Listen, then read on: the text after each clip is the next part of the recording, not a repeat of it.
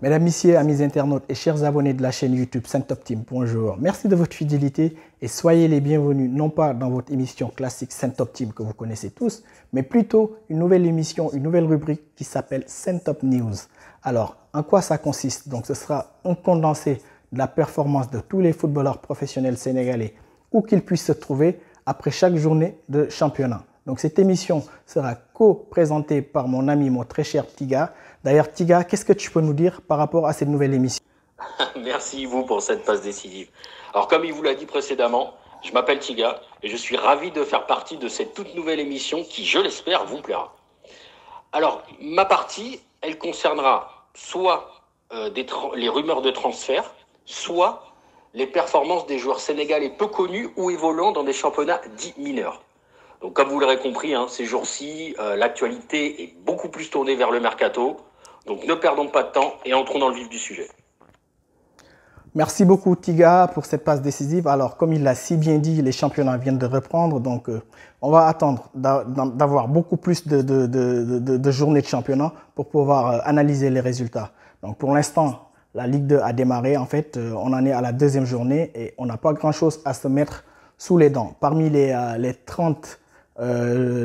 trentaine de joueurs sénégalais engagés dans ce championnat, on n'a pas grand-chose à se mettre sous la dent. Hormis peut-être Moustapha Nam qui sort d'ailleurs d'une bonne saison. Il a été nommé meilleur joueur de Ligue 2 et là il est toujours sur une bonne pente ascendante, j'ai envie de dire, donc à l'image de sa saison dernière. Donc il réalise de bonnes performances pour l'instant. Donc attendons de voir ce que ça va donner et aussi par rapport aux autres joueurs qui sont engagés dans ce championnat. Et pareil aussi pour la Jupiter League avec une dizaine de joueurs concernés. Alors, place aux rumeurs de transfert et aux transferts qui se sont réalisés. Donc, on va attaquer avec Younous Sabaly qui a signé au Betis Séville. Alors, pour moi, c'est une très bonne pioche de la part de Betis Séville. Younous Sabaly, c'est un latéral moderne. Il est porté sur l'offensif. Il est ambidextre, ça veut dire qu'il joue des deux pieds, que ce soit autant sur le côté gauche ou sur le côté droit. Il est à l'aise et je pense qu'il rejoint là un championnat technique. On connaît tous la Liga, comment ça joue. Donc, je pense que ça va être une très bonne expérience. Et cette expérience, il pourra le mettre au service de l'équipe nationale. On sait tous qu'on est à l'aube de la Coupe d'Afrique au Cameroun. Donc, je pense que c'est d'ici 5 mois. Et on a besoin de ce sacre. Donc, si on a des joueurs qui jouent dans des championnats compétitifs, donc je pense que l'équipe nationale ne pourra que mieux se porter. Et je pense que tous les amateurs de football, y compris l'équipe nationale, vont être ravis de ce transfert. Autre transfert aussi, c'est Boulaye Dia qui rejoint la Liga avec Villarreal. Donc Boulaye Dia qui quitte Reims et qui va mettre son expérience au profil de cette équipe. Donc entraîné par Unai Emery qui est vainqueur de l'Europa League la saison passée. Donc Boulaye Dia qui est un attaquant aussi moderne avec beaucoup de qualité dans son panel. C'est-à-dire que Boulaye Dia, il peut jouer attaquant tout seul, il peut jouer avec deux attaquants, d'autant plus qu'il sera en concurrence avec Moreno. Boulaye Dia, c'est un attaquant qui est adroit devant le but, qui prend la profondeur, donc qui est habile des deux pieds. Donc tout ce panel réuni en un seul attaquant, je pense qu'il peut faire de très bonnes choses du côté de Villarreal. Et encore une fois, toute cette expérience engrangée, il pourra le mettre au profil de l'équipe nationale. Et je pense que c'est tout bénéfique pour notre chère équipe nationale. Autre transfert aussi qui a surpris plus d'un, c'est celui de Fodé Ballo-Touré, donc qui avait quand même un temps de jeu famélique du côté de Monaco. Donc ça a surpris plus d'un qu'un grand club comme le Milan AC vienne le chercher. Après moi, ce qui me rassure, c'est que au niveau de l'encadrement du Milan AC, il y a Paolo Maldini. Qui ne connaît pas Paolo Maldini? Je dirais l'un des meilleurs latérales que le monde ait connu, à l'image de Roberto Carlos, bien sûr. Donc, je pense que si Paolo Maldini valide le transfert de Ballo-Touré, qui est aussi un latéral gauche, je pense que ça en dit long sur la capacité de ce jeune joueur, sur sa marge de progression.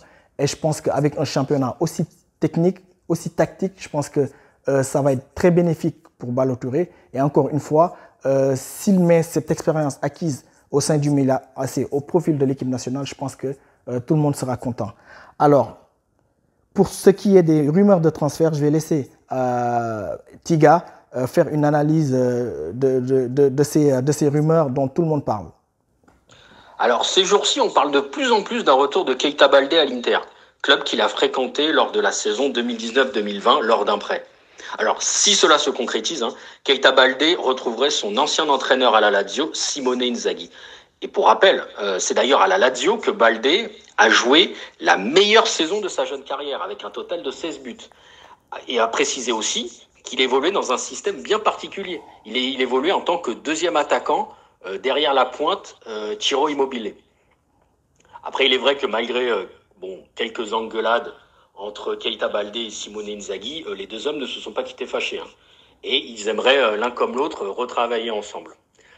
À noter également que les supporters de l'Inter ont toujours une belle image de Keita Baldé, car malgré le peu de minutes qu'il avait joué lors de son prêt, les supporters ont toujours loué une mentalité exemplaire et une détermination de tous les instants. Merci beaucoup pour ces éclaircissements de la part de Tiga. Un autre lion qui est concerné par le mercato, c'est Kalidou Koulibaly. Le serpent de mer sénégalais de chaque mercato estival est bien évidemment le cas Kalidou Koulibaly, dont le président napolitain réclame la somme minimale de 60 millions d'euros. Alors partira-t-il ou restera-t-il? Analysons ensemble les différentes possibilités. Au final, il n'y a pas énormément de clubs capables financièrement de payer un tel transfert. D'ailleurs, l'agent de Koulibaly a essayé de le transférer à Manchester United il y a encore quelques semaines, mais le club mancunien, au final, a préféré un Raphaël Varane, plus jeune et moins cher. Chelsea s'oriente plutôt vers l'appui Jules Koundé. Manchester City a sécurisé sa défense l'an passé avec l'arrivée de Ruben Dias. Le Bayern a déjà recruté Upamecano. Arsenal et Liverpool ont respectivement recruté Ben White et Ibrahim Konaté. Le Barça, comme tout le monde le sait, n'a pas d'argent. La Juve de Max Allegri s'intéresse à Kalidou Koulibaly, mais jamais le Napoli ne le cédera à son pire ennemi, même si par le passé, ils avaient vendu Gonzalo Higuain aux Turinois, mais bon, je pense qu'ils ne referont plus la même erreur. Donc au final, il reste que deux clubs potentiels. Alors, en un, le PSG, qui en plus de l'arrivée de Sergio Ramos, est intéressé par les services de Kalidou Koulibaly, mais le club devra dans un premier temps laisser partir un, voire peut-être deux défenseurs avant de conclure la venue de Koulibaly. En deux, il y a la piste Everton, qui certes ne joue pas de Coupe d'Europe, mais qui a déjà proposé un transfert à 50 millions d'euros refusé par le Napoli. Au final, bon voilà, vous l'aurez compris, ça fait beaucoup de si et finalement peu de réelles possibilités. Et au vu des 31 ans du joueur et du prix du transfert réclamé, il y a quand même de très fortes chances que Koulibaly enchaîne sa 8e saison au Napoli. Merci beaucoup Tiga pour le cas Koulibaly. Un autre lion aussi concerné par le mercato, pas Abdou Cissé. Qu'est-ce que tu peux nous dire par rapport à ce transfert? Alors, malgré qu'il ait prolongé récemment son contrat jusqu'en 2024, Papabou Cissé se trouve aujourd'hui à la croisée des chemins avec l'Olympiakos. Après 3 saisons passées en Grèce et un prêt de 6 mois à Saint-Etienne, Papabou Cissé est plus aussi indispensable qu'avant au sein de la défense du club du Pirée. Alors, analysons ensemble les différentes possibilités qui s'offrent à lui. En 1, la Fiorentina.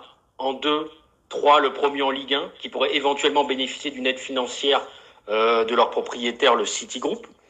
Et en 3, Saint-Etienne, qui était totalement satisfait des 6 derniers mois passés avec Papabou Cissé.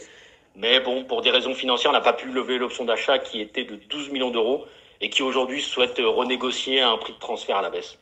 Merci beaucoup Tiga. Un dernier lion qui éventuellement sera concerné par le marché des transferts, c'est Mbaye Diagne. Alors Tiga, qu'est-ce que tu peux nous dire par rapport à Mbaye Diagne? Alors, où jouera Mbaye Diagne cette saison? C'est bien malin ceux qui pourra le deviner. Actuellement, il est sous contrat avec Galatasaray. Le joueur aurait fait part à sa direction de ses envies de départ. Alors, les 6 derniers mois, il les a passés du côté de West Bromwich Albion en Première Ligue, avec un prêt plutôt honorable, même si, bon, ça s'est quand même soldé par une relégation. Mbaye Diagne a dit en interview qu'il donnait sa priorité à un retour en Angleterre, mais uniquement en Première Ligue. Bon. Et faut savoir que des clubs du Golfe sont venus aux nouvelles, lui qui est déjà passé par l'Arabie Saoudite il y a quelques années cela. Et il y a également aussi 2 clubs de Serie A qui sont à ses trousses, donc le Torino et Cagliari. Quelque part, ce serait un retour aux sources pour celui qui est déjà passé par 3 clubs italiens, dont la Juventus, lorsqu'il avait débarqué de son Sénégal natal étant jeune. Voilà, ma partie étant terminée pour cette semaine. J'espère que vous l'avez apprécié. Et surtout, n'hésitez pas à nous dire en commentaire sous la vidéo ce que vous avez apprécié ou pas. Car comme Ibou vous l'a dit, c'est la toute première émission de cette Top News. On découvre, on fait des erreurs, mais voilà, on a envie de faire du contenu de qualité. Donc n'hésitez pas, tous les avis constructifs sont les bienvenus. Voilà, je vous dis donc à la semaine prochaine et je renvoie la balle à Ibou pour le temps additionnel. Merci beaucoup Tiga. Donc voilà, l'émission tire à sa fin. Donc j'espère que, comme il l'a si bien dit, Tiga, vous avez apprécié ces belles analyses. Donc n'hésitez surtout pas à nous faire des suggestions en commentaire, comme il l'a dit Tiga.